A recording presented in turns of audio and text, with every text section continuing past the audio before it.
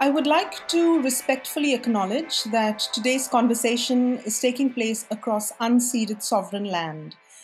The event stream comes to you from the Wheeler Center on the lands of the Kulin Nation. We pay respects to these communities, elders, past and present, and to the elders of all communities and cultures that this conversation reaches. This event is the fourth in the new Wheeler Center series, Broadly Speaking, and it is supported by Christina Campbell Pretty AM and family. My name is Roanna Gonsalves. I am an Indian Australian writer living in Sydney on the lands of the Gadigal people of the Eora Nation. It is my absolute privilege to host a conversation between two of the most exciting and insightful writers working today, Mieko Kawakami and Fernanda Melchor. Born in Osaka Prefecture in 1976, Mieko Kawakami began her career as a singer and songwriter before making her literary debut in 2006.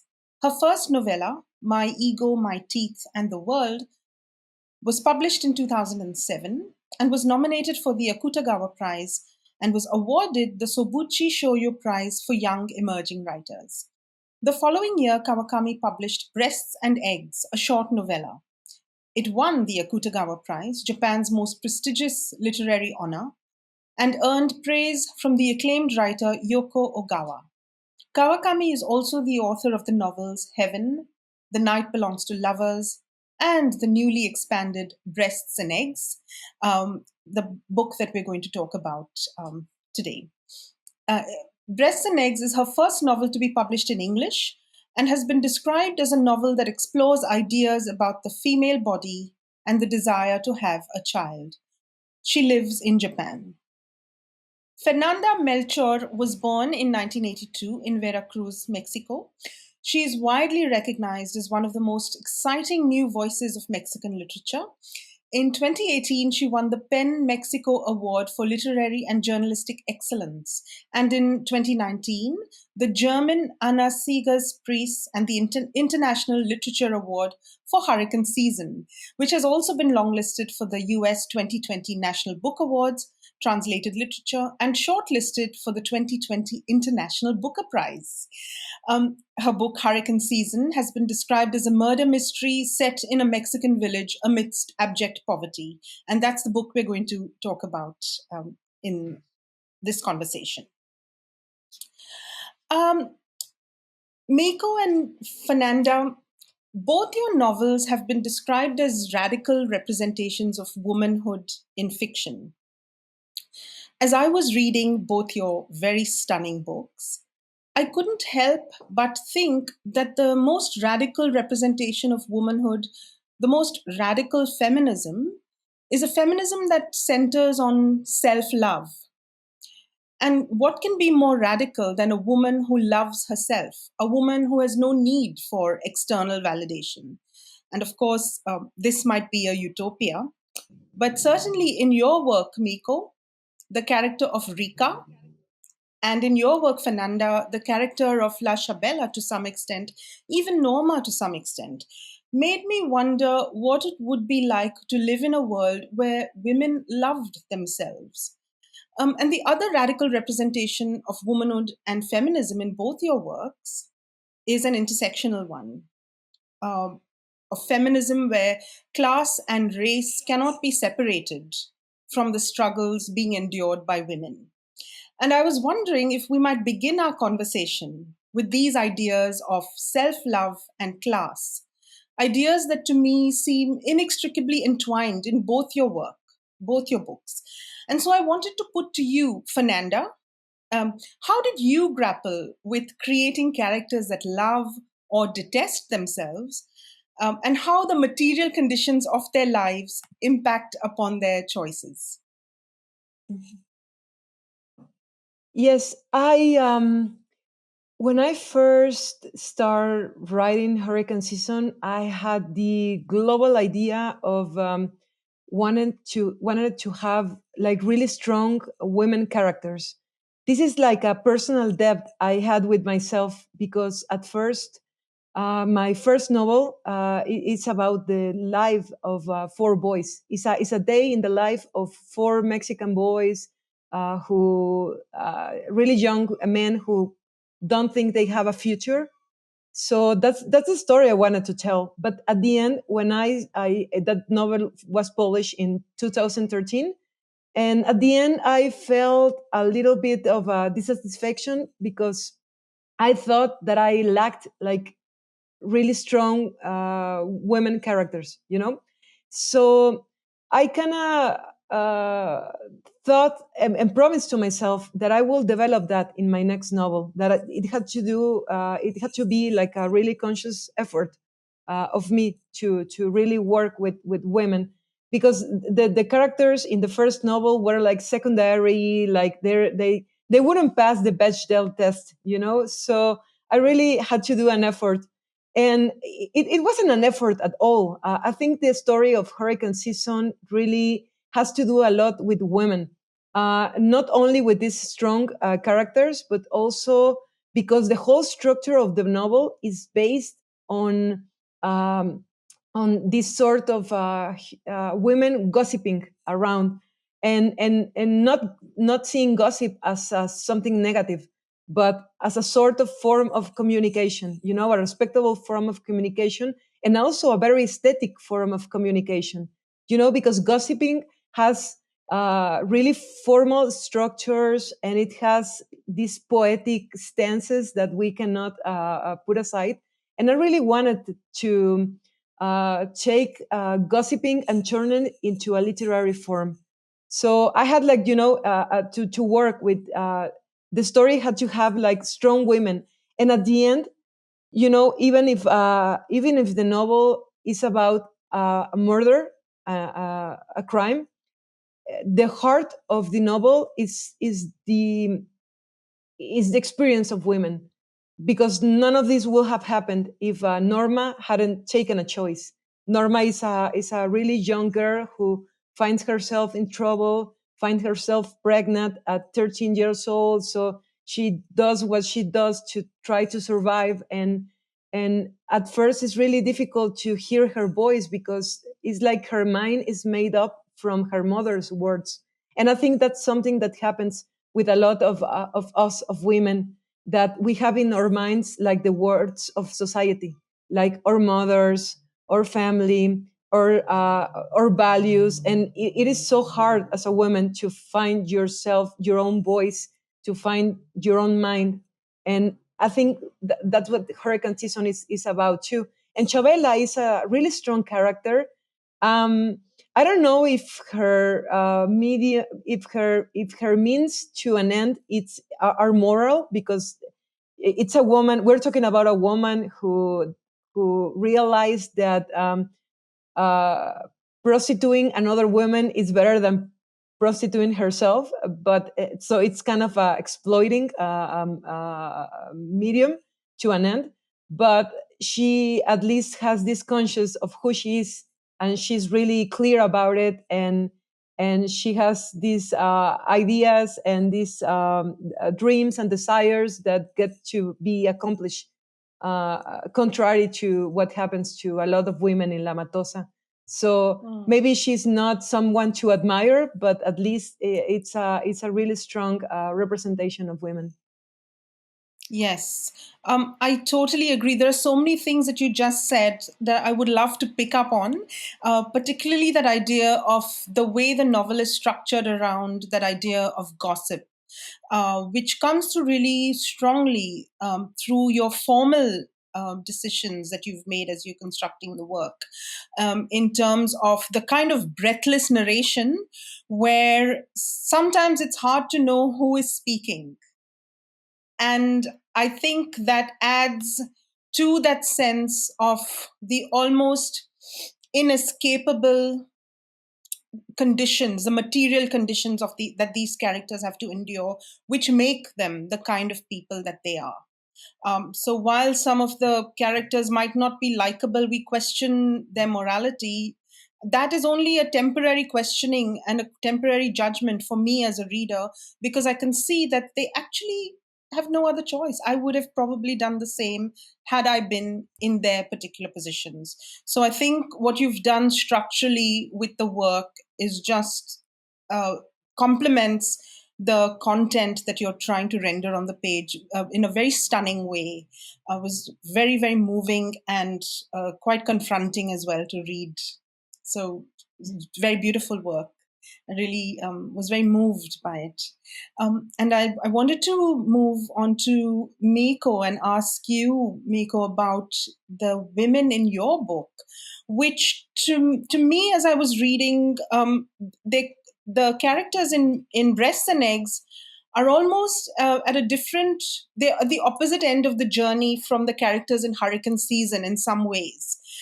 Hurricane Season is all about, these really young women who are constantly being violated and having to take care of these unwanted pregnancies. Not all of them, but there are a lot of characters in that book who are referenced as such. Whereas in Breasts and Eggs, it is this meditation upon the desire, this yearning to have a child. Someone who is looking at all the different perspectives through listening to other characters and then making up her mind about whether or not to have a child. And I felt, Mieko, in your book, that idea of self-love that particularly Rika as a character embodies in that book and has a big impact on the thinking of Natsuko. I was really interested in how you came to write about these characters in this way, where class plays a big role in the kinds of decisions that Natsuko makes, as well as this idea of self-love. 夏物語には、おっしゃる通り、たくさんの女性が出てきます。で、日本で、女性として生きるっていうことは、かなり、すごくタフなことで、それはどこの国でもそんなに差はもしかしたらないのかもしれないんですが、例えばもう全部女性の性みたいなものは、管理されてるって言っても、いいぐらいなんですよね。例えば、ピルを薬局で買えないとか。で、全部その女性の体にまつわる法律みたいなものを決めるところには男性しかいないとか。あと、結婚したらほぼ自動的に女性は名字を奪われたりとか。そういうふうにあって、その女性が普通に生きていくっていうことだけでもすごくタフなことなんですよ。で、日本人の、多くの日本人の、メンタリティの個性って何かって言われると、同調圧力なんですよね。で、人とやっぱり違うことをする。今回のコロナ禍でも明らかになったんですけど、本当に人と違うことをしている。で、それで人に迷惑をかけるっていうことがすごく、許せない人たちがたくさんいて、今回、ものすごく分断と、憎しみと分断をすごく生んだんですね。すごく監視社会で。そこに、例えばその経済的な格差の問題も絡んできていて、とにかくこの10年、そしてこのコロナでもすごくやっぱり女性が、追い詰められてる。シングルマザーなんか特にそうなんですけど。で、やっぱり私は今回のブレスト&エッグスを日本の姿を描きたいというような使命感はなかったんですが、なんだろうな。今回英訳されてたくさんの国で今読まれ始めている時に一番大きな印象的な感想っていうのが、日本に貧困ってあったんですねっていう感想がすごく多いんです。日本人はみんな同じような理由で幸せで、同じようなぐらい不幸で、そういうふうに、みんなやっぱり階級の問題がないっていうふうにみんな理解してたんだなということを痛感しました。Yeah. Interesting. Sorry. Please go ahead.どうぞ。That's really interesting that you mention the comments that you get from a global audience about the surprise about poverty in Japan. What surprised me was in the book you had, I think it was Natsuko, when she's with her sister and niece, and one of them suggests that they try soy milk, and the other two say, "Oh, I've never tried it before," and that was a huge surprise because in Australia and India, soy milk is associated with Japan, and that's more than the surprise about class. I was surprised about.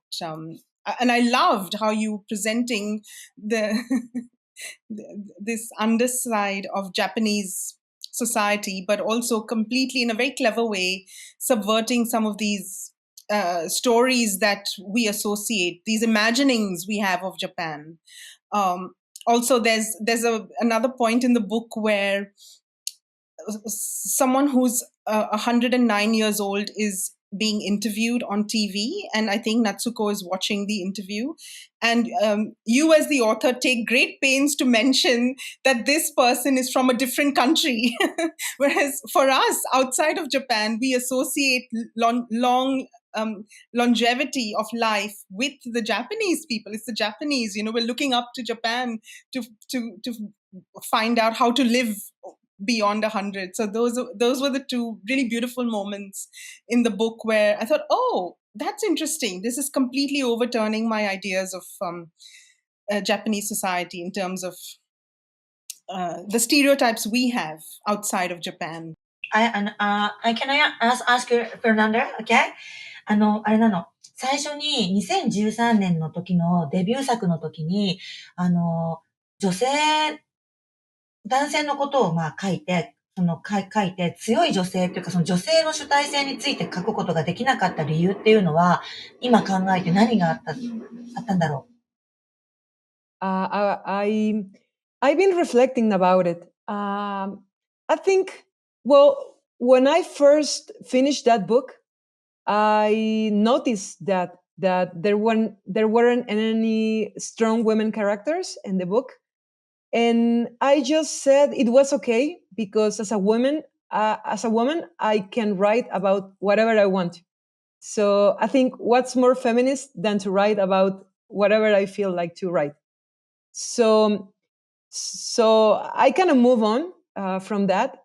And Hurricane Season, in fact, is also a book that talks a lot about young men and about young men's hate for women. Also, it's a book that talks about homophobia, that talks about what it's like to desire something that you hate. It's a book that talks about also what it is like to be really young and thinking that you have no future, that you live in a country that offers nothing to you, in a society that doesn't really care what's going to be of your life. And now I'm writing also, I return to writing about young men. And I think my interest in that is that because growing up as a girl in Mexico in a very machist society, in a very misogynistic society, I grew up trying to understand why men do the things they do. And I grew up also trying to understand why we hate each other and ourselves. And I think all these questions really came up after I became a mother. I have no children of my own, but during 6 years, I raised my stepdaughter, Hannah. She was 6 when I met her, and then I left the relationship when she was 12. So I was a mother for 6 years, and that totally changed me because I think that I just understood that I never wanted my daughter to hate herself as a woman, or I never wanted her to think that because she's a woman, she's a second-class citizen. So that really pushed me into feminism. That pushed me to read more women. that push me to make an effort to understand these kind of things. And normally, I will say that my writing is not precisely. Well, most people wouldn't agree to that, because most people say that I write about reality, that I'm a really social, a writer. But in fact, I'm just talking about what I grew up. I'm talking about my family too, and I'm talking always about the things I heard and lived when I grew up.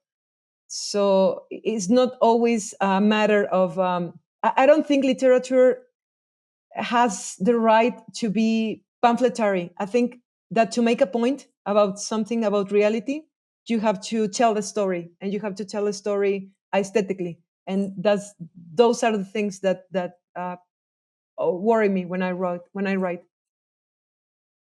Fernanda, that's a really interesting point you brought up in relation to your own life. So, thank you for letting us into your own personal circumstances. But I can see how, as you said, some of that biographical material may have inspired some of the writing of the characters in your book, particularly that relationship between La Chabella and Noma, where they're not biologically mother and daughter, but there's that sense of responsibility or taking care of a much younger woman who is not your daughter. And I feel that Miko's book, Breasts and Eggs, is really a meditation upon that idea you brought up, Fernanda, which is this idea of motherhood as separate from procreation. And throughout the book, the narrator, Natsuko, it's the whole book is it's funny, but it's a very, very poignant, moving book precisely about this idea of procreation and motherhood and how they're linked, how there is a pressure to conform and maintain that link, but also then how the characters in both your books push back against that idea. And I was wondering if you could both comment on that idea of the link and the pulling apart of those two ideas of procreation and motherhood. OK。ブレステンデ X は、たくさんの女性の人生を扱うっていう意味で、フェミニズム小説だって紹介されることが多くて、でも、日本でフェミニズム小説っていうふうにあんまり実は紹介されなかったんです。海外の読者が読んだ時に、これはフェミニズム小説だって言われたのが、ちょっと驚きっていうか、あ、なるほどね、と思ったところが実はあるんです。私はもちろん、なんだろうな、私もやっぱり妊娠して出産をしたんですけど、8年前に。で、それでやっぱり世界の見え方ってやっぱ変わるんですよね。自分の住む場所が変わるというか、見えなかったものが見えるというか。それで、そういう影響ももちろんあるんですが、あって、で、フェミニズム小説であるってことはもちろんそうだと思うんです。ただ、この小説では、人間が、人を産むっていう生殖倫理についての小説でもあって、私たちは本当に人が人を生まれてくることっていうのがもうかけるなしに素晴らしいことだっていうふうに、思っているし、でも本当に、誰にそんな権利があってじゃないんだけども、やっぱりこう、私の小説のなんていうのかな、書くモチベーションの根っこにあるのは、多くの人が、こう、すごく信じているもの、もうかけるなしに信じているものを、本当にそうなんですかねっていう問いかけがあって、女性について書くっていうものと、もう一つそういう生まれてくること、人が生まれてくることっていうことが本当にどういうことなのかっていうことについて考えたかった小説なんですね。その中で、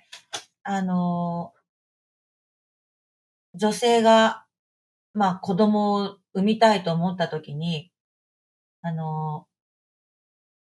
相手がいなければ、それができないっていうのが今の、日本の常識なんですけど、でももう今は、なんだろうな、結婚して親になるっていうことが日本ではすごく難しいことになってしまったんですね、経済的に。それでも女性が一人で親になりたいと思った時に、現実的にどういう道があるのかっていうことを、ブレストエッグスを読んでる読者、ファンタジーでもなく、SF でもなく、本当にリアリズムでこの小説を書く、2019年に書いておく必要があったなっていうことを強く、感じていました。I think it's so interesting, and I don't know. I'm thrilled to hear what Miko has just said, because I think even if Hurricane Season and Breast and Eggs are totally different novels, of course, in tone and in prose and in style, I think they are like mirroring each other in this aspect of uh, having children, giving birth, because in hurricane season is there is the desire of having children, of giving to birth, but at the same time there's the unspeakable horror of being a mother. The novel talks about what it is like to uh, be to become a mother without the desire of becoming one. And I think that's also, it's, as we say in Spanish, is los dos lados de la misma moneda, is the both sides of the same coin. I don't know. I was inspired in at least in Norma's story, but I think you can you can see it also in some other characters in the book, secondary characters that always are talking about the witch's mother, for example. You get to feel that she never wanted the young witch to be born. Luis, mi mother, that she even tried to get rid of him, and she couldn't, so she ended up having him, but he's an unwanted child. And Norma herself, her mother was always like using children and having daughters and sons just to keep a man by her side, and failing to do so, you know. And also Chabela, and Norma herself, who's pregnant at 13 years old. For me, it was something that I really wanted to talk about. In Mexico, we are right now fighting for the right to legally interrupt pregnancies, because right now, only in Mexico City, it's possible to voluntarily interrupt a pregnancy. And it's a reality that's really hurtful for a lot of women, young women, because Mexico has number one, it's first place in teen pregnancy in the world, teen and children pregnancy, you know, children having children. So I remember when I was 12 years old, uh, at school, they took us to a school trip, to a field trip in a hospital. And we went to a hospital, and you know, a doctor gave us a tour to the hospital, so we got to know what happens in there. And there was a maternity ward where children are born, and a doctor told us that in that maternity ward there were two patients that were our age and having children. There were two girls of 12 years old having children, and I was so shocked to hear that I don't know, I just kept it was hidden in the back of my mind, and it was something that really worries me, you know, like being at sixth grade and thinking I can be pregnant right now, and nobody will do anything to prevent that, you know, or to protect me as a child. And it's so worrisome, and so for me it's so, I really wanted to write about that because I wanted people to empathize with these young girls, because in a machist society like Mexico, it's like, yes, of course those girls got pregnant because they are, you know, horrible stuff. They will say they asked for it, or what were they doing, you know, at that time, and wearing that skirt, and they will say horrible things just to justify the unjustifiable, that is children having children, you know. And I just wanted people to empathize, and maybe if I created a character like Norma, like, you know, like this sweet girl who didn't ask for it, who was just trying to gain her mother's love, who was cheated and who was abused by her stepfather. I thought that people maybe will change their mind about these abortion laws in Mexico. すごく興味深い話をありがとう。Is that so interesting? で、私、まだ、ハリケーンシーズンが日本語に翻訳もうすぐになると思うんだけど、まだ読めてないの。それで、あらすじを読めるだけ、日本語で読めたり、英語で読める分だけ読んでみたんだけど、だからすごく今一番読みたい本で、それで今、著者からこうやって何が書かれてるかっていうのを聞くことができて、すごい、興奮してる。で、あらすじを読んだらすごくサスペンスフルで、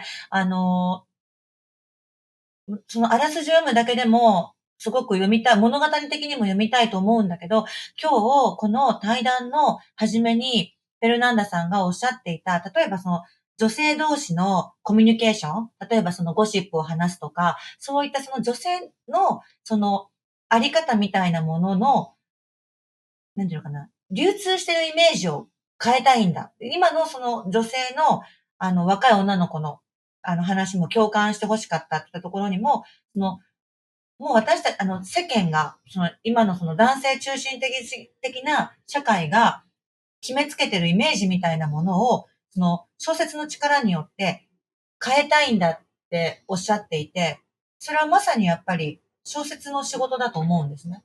で、一つ、フェルナンダさんに質問があって、フェミニズム的なアプローチっていろんな人がそれぞれのやり方で、世の中良くしようとか、女性の権利について真剣に考えていこうとする中で、オピニオンには独特の強さがありますよね。直接に、伝えるっていう。で、ただ、文学っていうのは、必ずしも正しいことを書くとは限っていると思わなくて、もっと混乱させるものであり、もっと不安にさせる要素があると思うんですね。で、ベルナさんが考える、小説にしか、オピニオンにはできなくて、小説にしかできないことが、もしあるとしたら、それは何だと思う？ It is a very interesting question. I totally agree that political statements are not really in literature. Literature is not really the place for political statements. But I do think that literature can work on each person, changing the way they think, making more human, making the other more human, empathizing, and it does that each person after each person. It acts only on one person at a time, and maybe that's not really effective in a great number, but it's effective because it touches people's hearts. So, but it only happens when literature avoids like it only happens when literature puts themselves out of the political question. I don't know if I'm explaining right. I'm sorry. I really want to say that the only way to write about these things is if you have no pretension of changing things. If you have the pretension of changing things, then literature becomes a pamphlet, becomes like, you know, like a Sartre novel. I'm sorry to say that, but I found Sartre novels very boring. But I really want to tell stories and make people feel things, and maybe with that people can change. And it's so, I mean, it is so sometimes so difficult to do that. But for me, it's the natural way because I like telling stories. I'm not really in the mood often to make opinions. I am not a person to make opinions in social networking, for example, right now. But I do like to tell stories and touch people's heart with that.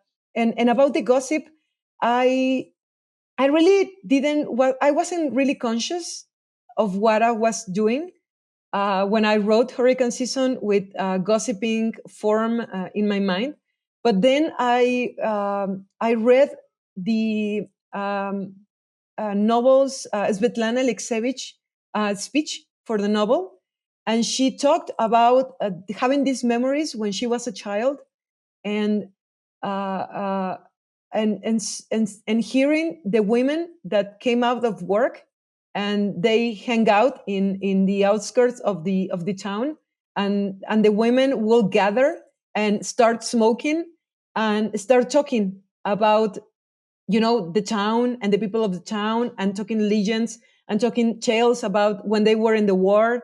And she was so inspired to write her amazing books, Svetlana Alexievich books, hearing those women. And for me, I wanted that in the book too. I wanted women talking and telling their truths. For me, it was really, really important. After literature, I, I feel sometimes that literature it's a totally feminine place, and it has been like taken by men, you know, like taken in the institutionalized way. And now it's like, finally it seems like the audience is interested again in stories by women, when all stories are we're half of the planet, you know, and we are humanity too. But sometimes when when we write, it's not like universal. It's just women's stories, and my fight is to make women's stories also universal. Uh, does Mieko want to respond, or? うん。すごく面白い話を、フェルナンダありがとう。あれなんだよな。私もそのフェミニズム小説と紹介されることは全然嬉しくて、それはもう本当に、ブレステンドエッグスの一つの大きな、意味合いだと思うから、それはそうなんだけど、ただ、なんか、私は、人間が、例えば人間についての物語を真剣に書こうと思ったときに、絶対その女性の問題っていうのは、を通過しないことには書けないんだよね。うん。だから、おのずとそのフェミニズム的な問題を通過することになってしまうんですよ。つまり、人間について真剣に考えるってことは、その半分の女性、もっといるけど、その女性について考えることと、分けられないだけのことなんじゃないかと思うんですね。だから、男性について考えることも、あと他の性について考えることも、特別なことなんじゃなくて、世界とか、社会とか、人間について考えるときに真剣にやればやるほど、やっぱりそこを無視できないっていう、なんかこう、ことなんじゃないかって思ってます。ハリケーンシーズン読むの楽しみだわ。Can't wait to read your hurricane season. わかったかな Thank you. Thank you. 楽しみだな。うん。I think タ you イトルが both すごい have. かっこいいよね。So awesome. Hurricane season. Ah, Great. すごいかっこいい。ワクワクする。どんなことが読めるんだろうって。I myself, I'm going to right away buy a copy of Breast and Eggs, because I'm so intrigued about what we've been talking here, of course. I just wanted to pick up on what both of you have just said in different ways. Just to continue that idea of reproductive ethics that you brought up, Mieko, earlier, and Fernanda, what you said about women's stories coming through your work that was really important to you. And both of you reiterated that it's important to you as artists, as writers, to center women's stories, and you can't help, because we're 50% of the population, we can't help but see our stories as also universal, as you mentioned. That is your hope as a writer, to start to continue telling women's stories as if they were as important as this long tradition of, as you say, men have kind of co-opted the center in the literary world. I wanted to ask about that idea of, again, come back to that idea of violence and agency, the agency that your characters have in different ways, not so much Fernanda and your stories. In fact, it's the lack of agency that lead to the consequences. Without giving away too much of the book, I think that it's the lack of agency brought on by poverty, the material conditions of the world in which your characters live. It's that lack of agency that leads to certain consequences. In Mieko's book, there are quite early on in the book, and I'm not giving away much here, of breasts and eggs. I don't want to spoil the ending, but there is a point early on where there are very young girls. I think they're 13 and 14, who, in all their childhood innocence, have consented to doing hostess work in the bars, but by making themselves, I guess, putting themselves out there, they are making themselves vulnerable to this horrific violence. And in fact, that is the consequence of this agency in some ways. And so I just wanted you both, if you wouldn't mind commenting on that idea of picking up on that idea of reproductive ethics, but also the continuing violence upon women, whether they are, and it's usually, I think it's usually women who are enduring abject poverty in both your novels, who are constantly kind of at the forefront of the violence of the patriarchy. I was wondering if you could comment on that a little bit.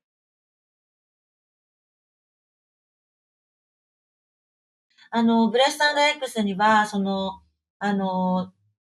主人公はすごく、なんだろうな、貧困に苦しむ女性たちが出てくるんだけれども、今の日本はネオリベラリズムがこの20年、10年とか20年の間にすごい定着しちゃって、全部自己責任だっていうふうに言われるんですね。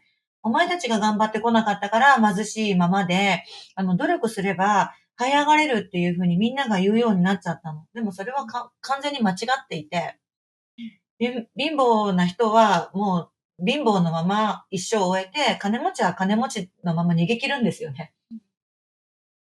で、それでブレス&エッグスにもまだ少女だよね。少女が、水商売とか、そういうホステスとかをして暴力にさらされるっていうシーンがあって、で、主人公の夏子も、子供の時からいろんな働くっていう経験をしているわけそういうストーリーなんだけど、で、今回の小説っていうのはもちろんフィクションで、私の経験っていうのはそんなに投影されてないんだけれども、夏子とすごく似てるところがあって、私も本当に貧困家庭の育ちで、シングルマザーに育てられて、子供の頃からもうありとあらゆる仕事をしてきたんですね。で、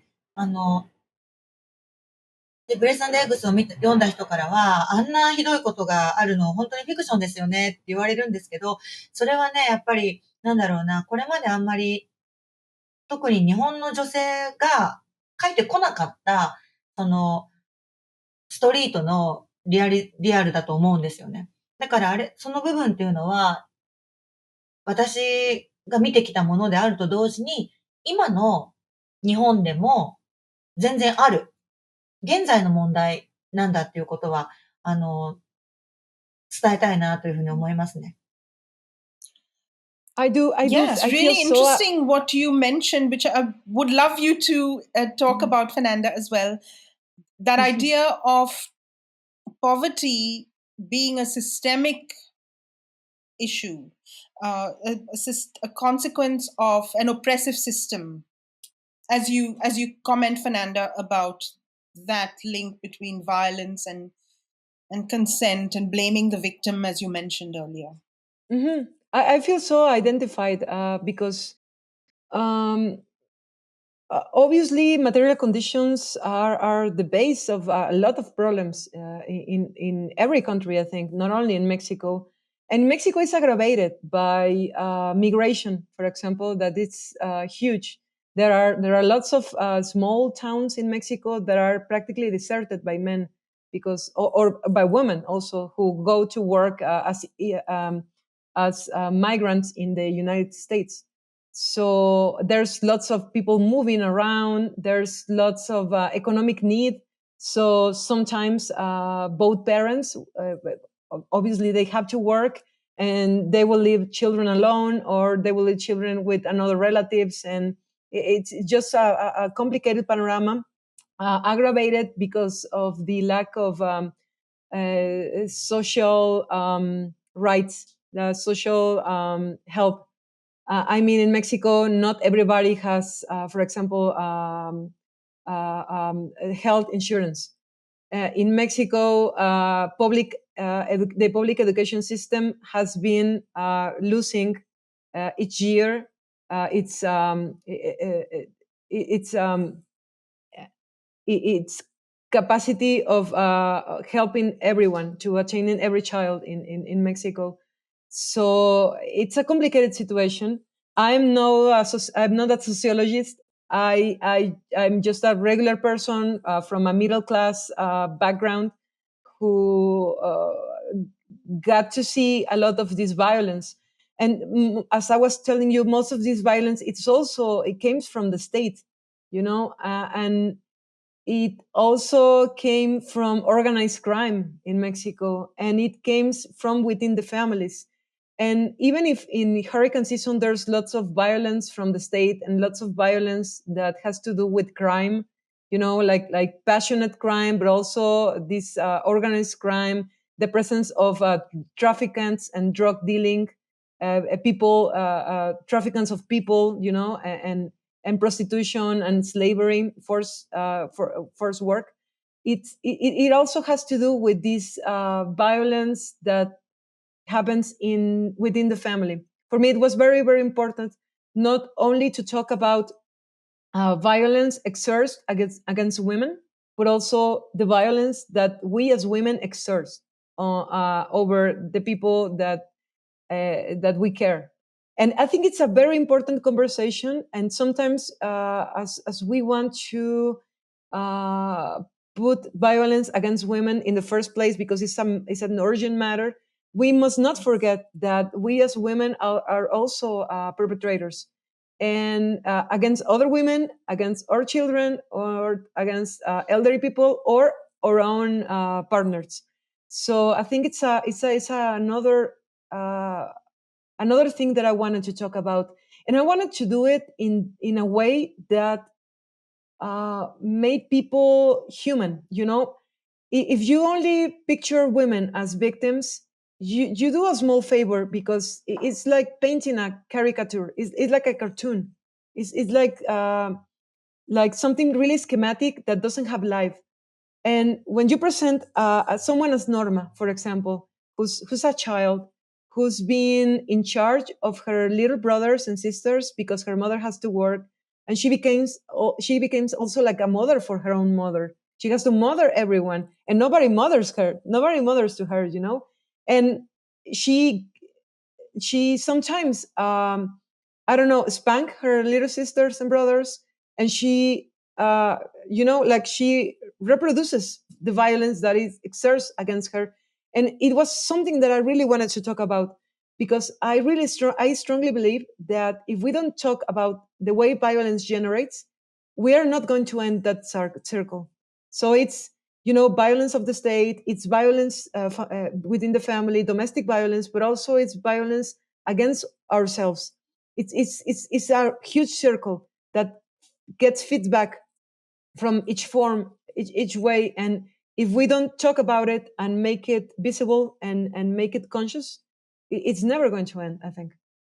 So, just picking up on what you've just said, Fernanda, about the perpetuation of that cycle of violence, we have to remember that it is also, if we want to break that cycle, it is also women who perpetuate violence against women, whether that's emotionally or physically.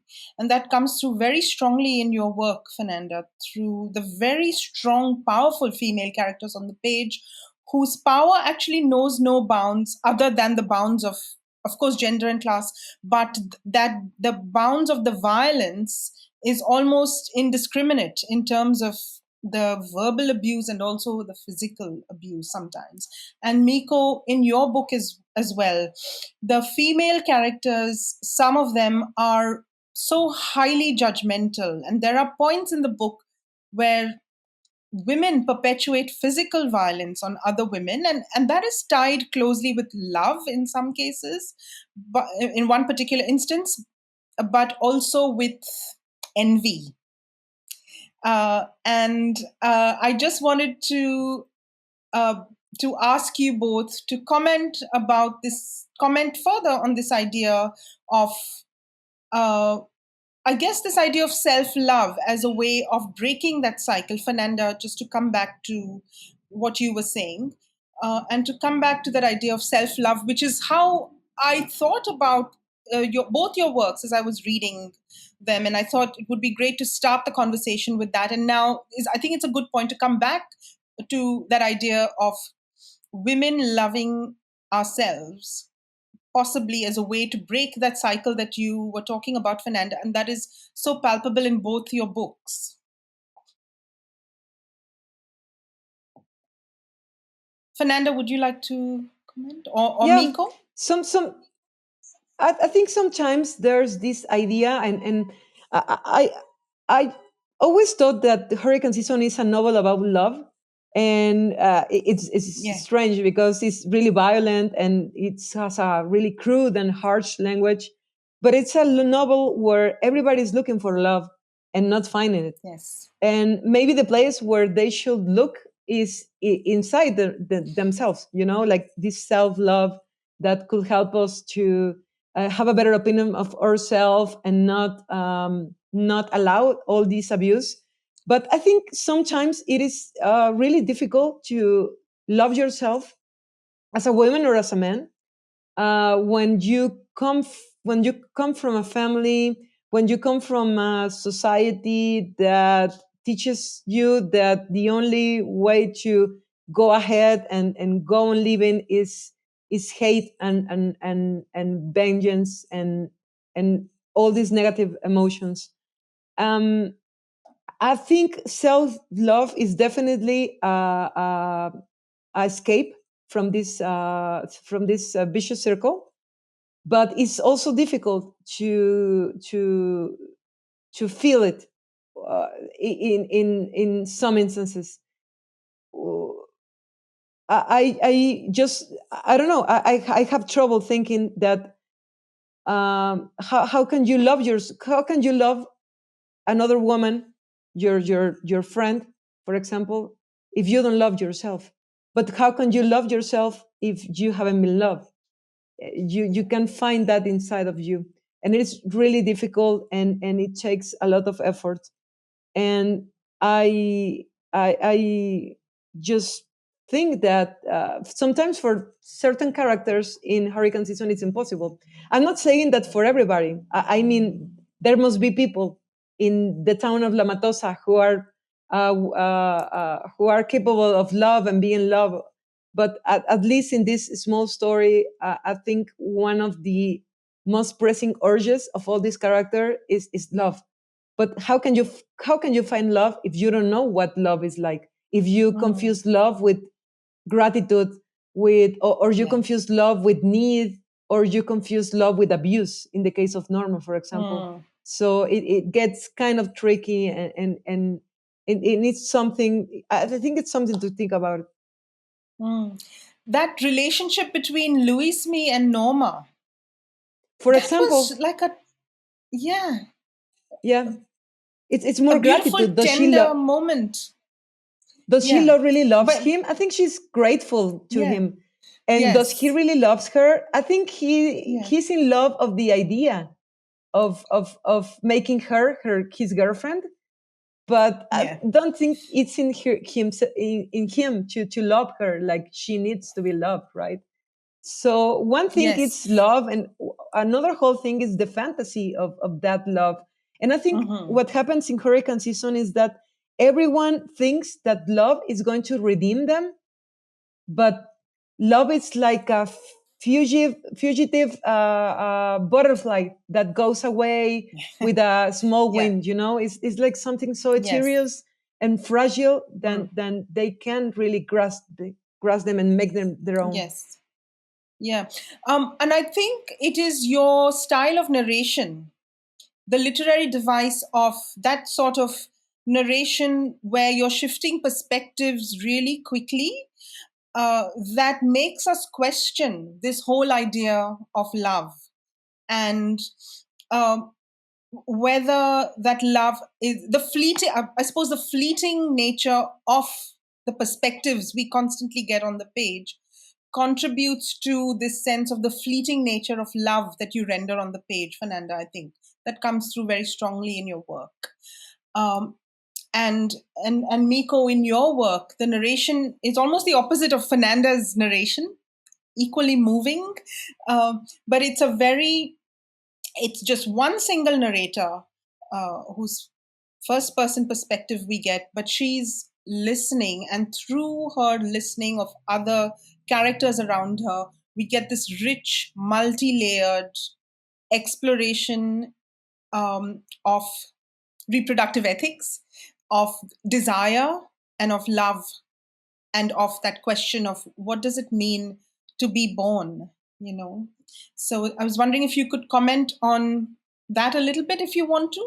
語りの問題は、すごく、語りについて考えるのも好きだし、実践するのもすごい、好きなんですよ。うん。で、一番、なんだろうな、対話を書いてるときが、すごく、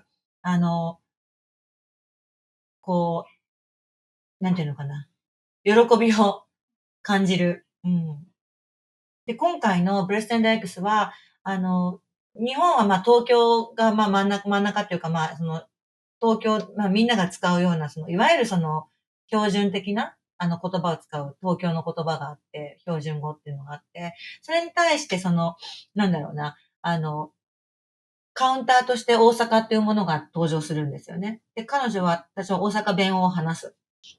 でも大阪ダイレクトってすごく英語に訳すときにどうするんだっていう問題があって、で、それは、そのことについては、今すごく話すと長くなるんだけど、私が一個今回の、今日すごく聞きたいなってさっき思ったのは、フェルナンダの、いろんな女の人たち、登場人物が結構激しい言葉を応酬するって言ってましたよね。で、そういうのって、多分フェルナンダは英語もチェックしたと思うんだけど、なんていうのかな、翻訳の感じってどうなってた？どう感じましたか？ I actually work close with Sophie Hughes because it is true that it's very different. Obviously, there are two different languages, and Hurricane Season is written in a very colloquial Spanish. It is a very colloquial Spanish, particularly from the southeast of Mexico, from Veracruz. And in Veracruz, we talk really dirty. We say lots of bad words. And it is not only for in women and men equally, but it's not only for insulting.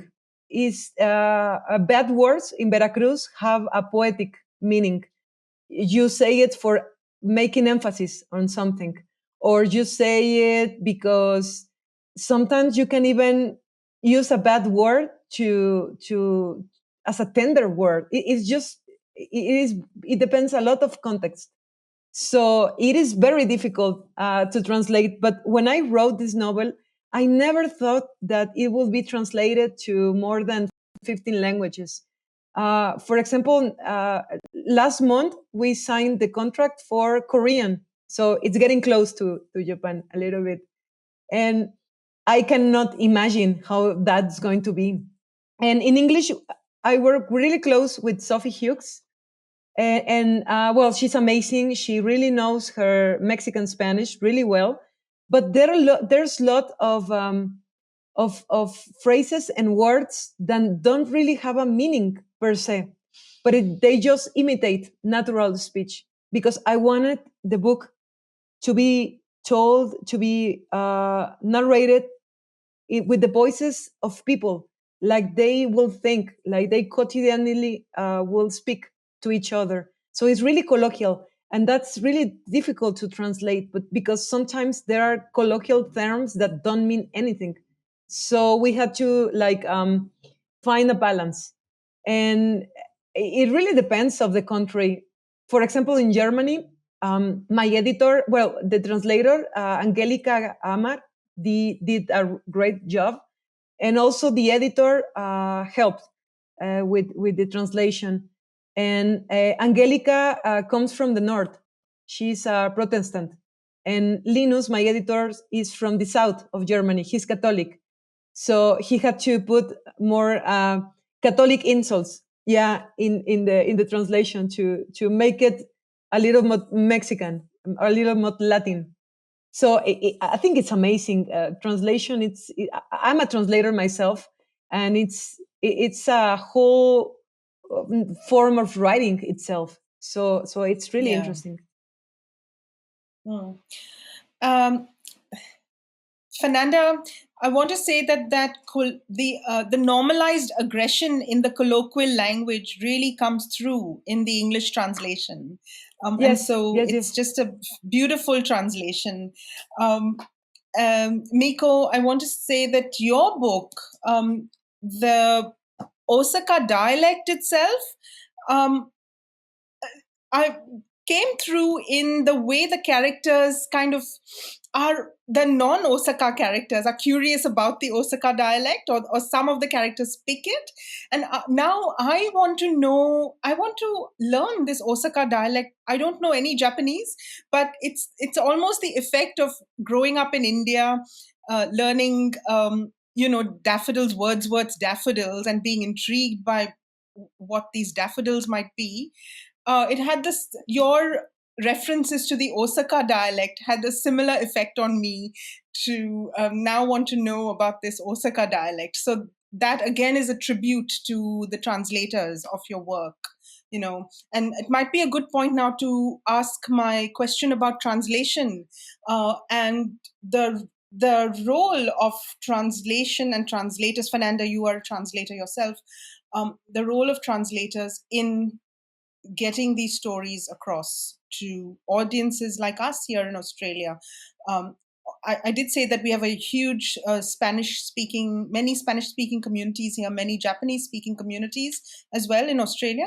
But for a lot of us who don't speak Spanish or Japanese, it's because of the work of your translators that we've had the privilege of reading your book. So if you would like to further comment on that, the work of the translators in your literary success as well. 大阪弁、当たり前なんだけど、大阪弁って日本にしかなくて、海外の他の例えば英語とか、スペイン語とかには大阪弁っていうものは存在しないんですよね。だから、大阪弁を、ブレスンドエッグスは10年ぐらい前にも、日本語の翻訳者たちが集まるワークショップで、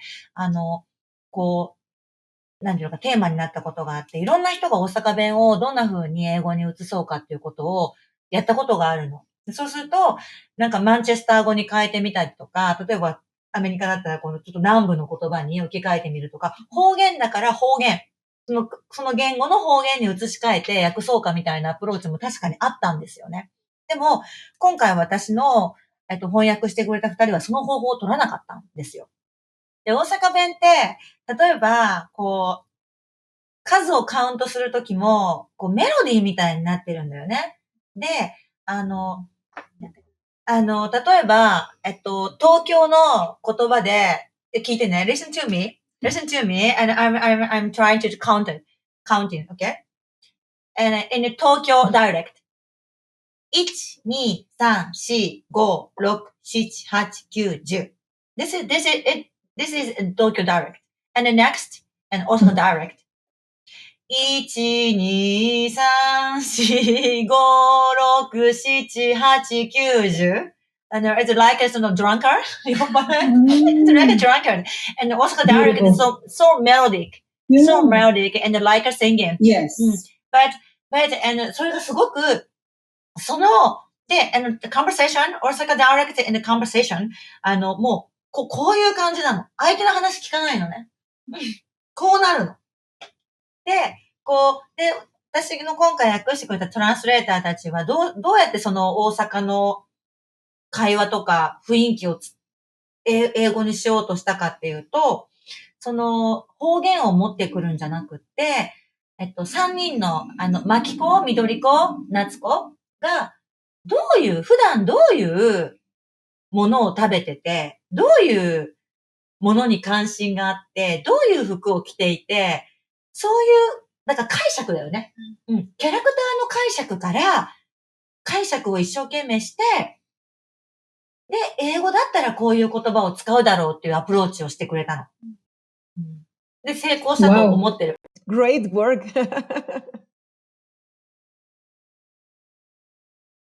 Fantastic.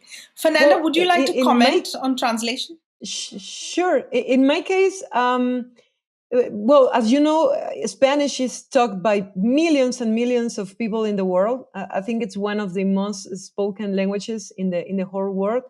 Practically, the whole continent of America speaks Spanish, with a great deal of Mexicans and Latin Americans in the United States. So there's millions of people speaking Spanish, and we have a lot of variance between countries and between regions. There's a whole variety of Spanish, and at the same time, the Spanish has this beautiful quality that it takes more effort to not understand each other than to understand each other. It happens a little bit like English, like accent difference aside and vocabulary.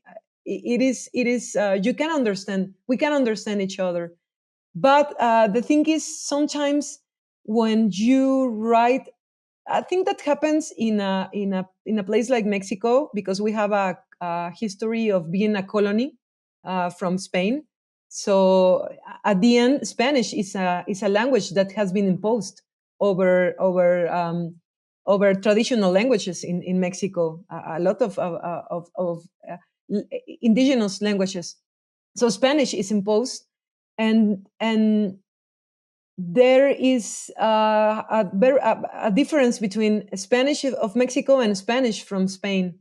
And sometimes when you grow up reading translations, I will read, for example, American authors or European authors translated to Spanish, but Spanish from Spain, Spaniard Spanish.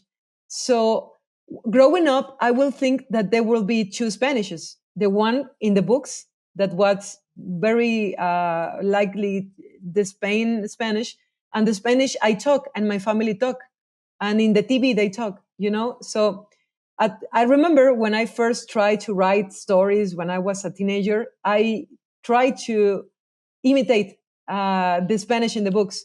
And it was it took me a lot of time to realize and to read Mexican authors and to read more contemporary authors, to realize that I could use the Spanish I talked, that it could also be literary, because that's the difference. You think to be literary, it has to be of the Spanish variety. And it's a really interesting, because at the end I decided to write a novel that's very colloquial, that's very, very, very, very, very Mexicans. And that's what I wanted. And it was difficult to translate, but not impossible, because I really believe that there's nothing we cannot translate. Of course, there are things that get lost in translation, but at the end, I think with a lot of effort, you can make you can convey the same meaning, or a meaning very much alike to another language. 日本語で絶対にもうすぐ翻訳されると思うのね、フェルナンダさんの本は。すごく楽しみ。日本語でどうなってるのか伝えます。メールします。どんな感じだったか。Fernanda, you talked about the different kinds of Spanishes and about Spanish being an imposed language. And I just wanted to say that there's similar movements and similar recognitions and acknowledgements in English, and that is mirrored in the English language literary world as well, where the empire is kind of writing back almost, the former empire. But what you said, Mieko, about Osaka dialect and people in Osaka talking on top of each other and no one's listening, that is, Fernanda, that is your narration, isn't it? It's very much that kind of narration in your book. And there's so much of Yes, the spirit of both your books is just quite astounding. The resonances there, they're very different, but the resonances in both your work. And I want to draw this beautiful conversation to a close by, I guess, coming back to the heart of creativity and creating literature on the page in our contemporary society. And to kind of pick up on some of the things you've mentioned, but also to anchor it in the text that you've written, and which is that idea of that blurred boundary between reality and the imagination. So these are big questions that, over the last few decades, that whole idea of autofiction and that idea of using biographical material in the work, which writers have done for millennia, but more today in relation to that idea of readers, audiences in our social media saturated age, wanting chunks of reality, so to speak, wanting the real. In fact, Mieko, in your book, the character Rika says this brilliant line where she says, and I'm paraphrasing, "Oh, forget about inventing things. Just write what's real. Just write real stuff." Um, and that's and it's something that you mentioned, Fernanda, about you kind of listening to the stories around you and rendering that on the page. And I wanted you to comment a little bit about that, how you navigated that boundary between reality and invention, reality and the imagination, as all writers of fiction have to do. But what were your particular approaches as you were creating these beautiful works, in conclusion? I'm a journalist too. I studied journalism in college, and but I never really worked in that field. I always wanted to be a writer since as long as I can remember, and for me there was no plan B. But I know the journalistic techniques, and I've written. Also, I have a book of what we call crónicas in Spanish. That is like literary reportage, like literary nonfiction. And I I really love, the techniques for writing a story that's real. That you have to interview people and go and do field work, and it's for me it's super fun because it's like being a detective. Well, as close as you can be a detective, right? You have to do research, and then you find the best way to tell a story, and that moment when you put all the pieces together, and you find like the thread of the narrative thread you're going to use is exhilarating. It's a super feeling. And I really love doing nonfiction work, but there's something in fiction that allows me to go even deeper, because as I have to dive into myself to construct fiction, it allows me to go deeper than nonfiction. The idea of hurricane season came when I read a story in the newspaper about a witch in a small village that was killed. It was the actual witch of the village, and the journalist who wrote that story just, like, he was sure that the witch was killed because she was doing witchcraft on some people who didn't wanted her to do. Anyway, so for me, it was impressive to hear a journalist uh, um justifying a murder by witchcraft. In the 21st century, for me, it was something incredible, and I thought there was a story there. And at first, I wanted to write a nonfiction book, like In Cold Blood from Truman Capote. I wanted to do a reportage. I wanted to go to the place and interview people, and go to the jail and interview the killers, and ask them, why did you kill this person? And it was a whole different character. The witch in hurricane season is very different from the witch in the newspaper story. But at the end, I realized that even if I went there, it was super dangerous at that time to go there. at that place in Veracruz because of the war against drug trafficking. And there was lots of violence and lots of people going missing and lots of feminicides. It was really dangerous, so I decided not to go. But I thought that even if I went there, nobody could guarantee that the killers would tell me the truth. Like why they would, like why these people will tell me the truth to me, a college educated woman, why they will speak to me, why I don't know. I thought that if I wanted to reach that depth, if I wanted to reach like the darkest corners of the human soul, if I wanted to understand why somebody will kill another person with a knife and cut their throat, I will have to do it through fiction, to another whole kind of research. That's research you do for fiction. For me, it was another way of getting to the truth. なんか、私は、なんだろうな、日本で育って、大阪で育って、ストリート育ちで、いろいろなんだろう、人間は、大人が言う建前とか理想は、みんな平等でって、みんな人権があってって言うんだけど、実際は絶対そういうことじゃないし、さっきも言ったけど、貧乏な人はもう貧乏のまま人生を終えていって、お金持ちはお金持ちのまま行くんだと。で、そういうのを子供の時から見てて、社会的なイシューっていうものにもすごく、追い詰められてはいたんだけど、それと同時にすごく、哲学的な疑問をすごく子供の頃から強く感じる子供だったんですよね。本当に今もなんだけれども、いつか絶対に全ての人間が死ぬとかね。で、子供の時も自分の手を見て、これがいつか焼かれてしまう時が来るとか。あと、誕生日おめでとうが言えなかったんですよね。ハッピーバースデーっていうのが言えなくてっていうのは、一つ年を取るごとにみんな別れの時が近づいてるのに、それをなんでおめでとうって言えるのかっていうのにすごく恐怖を感じるような子供だったんです。で、私は子供を産んだんだけど、やっぱりとんでもないことをしてしまったっていう、やっぱり実感があるんですよね。子供に対して。息子8歳なんですけど、夜寝る前に、やっぱ私の子供の時となんか似てて、私は今そんなこと言わないんだけど、なんで死ぬのにみんな生まれてきたのかとか、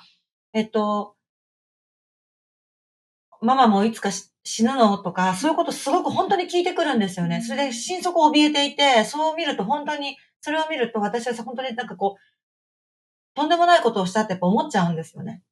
だから、そういう自分のした行動みたいなものについて、自分が新しい命を自分のために作ったっていうことに対しては、私は作家としてずっと考え続けていかなきゃいけないと思っていて、で、生殖倫理だけじゃなくて、あらゆることに何か私はちょっと、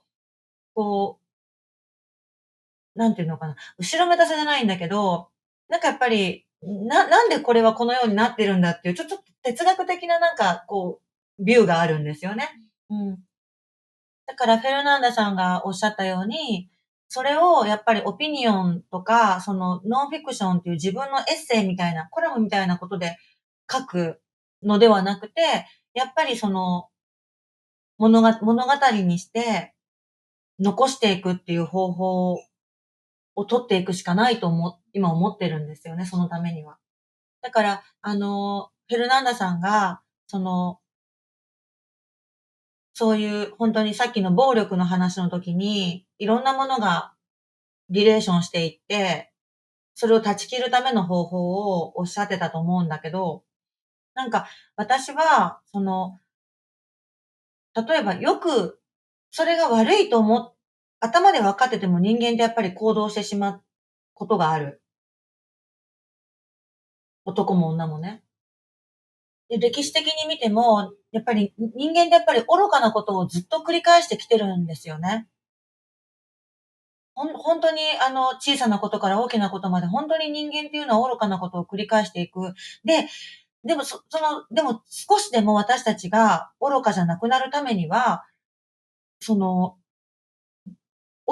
かであるっていうことを開き直るんじゃなくって、忘れないで、どんなに愚かなのかっていうことを伝えていくのが一つの方法だと思ってるんです。だから物語は人間の理想を書くだけじゃなくて、やっぱり目を背けたくなるな過去とかね、私たちの愚かさっていうのを物語として表現していくっていう、やっぱり大きな役割があるんじゃないかなっていうふうに思ってる。それが、もしかしたら、フェルナンダさんが言ったエスケープすることに、エスケープするための力になるんじゃないかっていうふうには思ってます。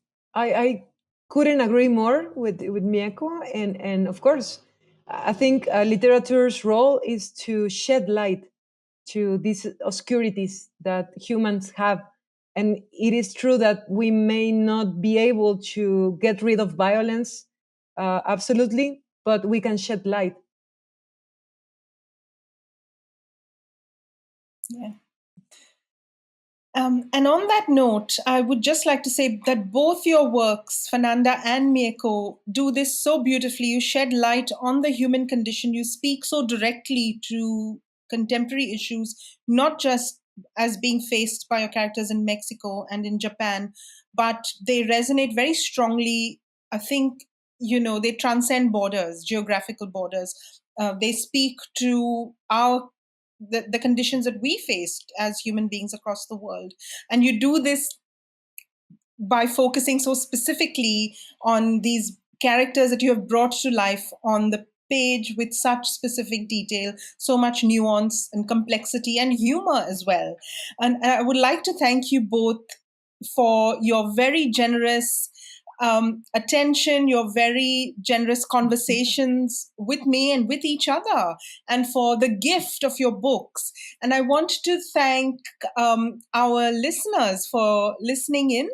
And I would strongly urge you to purchase copies of Fernanda's book, Hurricane Season by Fernanda Melchor, translated from the Spanish by Sophie Hughes. Oops, I'm trying to get it in the frame. And Breasts and Eggs by Mieko Kawakami, translated from the Japanese by Sam Bett and David Boyd. And the wonderful Neighborhood Books is the official online bookseller for this event. I strongly urge all listeners to absolutely buy copies of these books for friends and family. They'll make great Christmas presents, and possibly read them in conjunction with each other, because they really speak to each other in very interesting ways. There are lots of resonances there. So thank you so much, Fernanda. Thank you so much, Mieko. Thank you so much, Hitomi, for your beautiful translations. And I hope we can see you in person in Australia one day soon. Thank you very much. Visit wheelercentre.com for the best in books, writing and ideas from Melbourne, Australia and the world.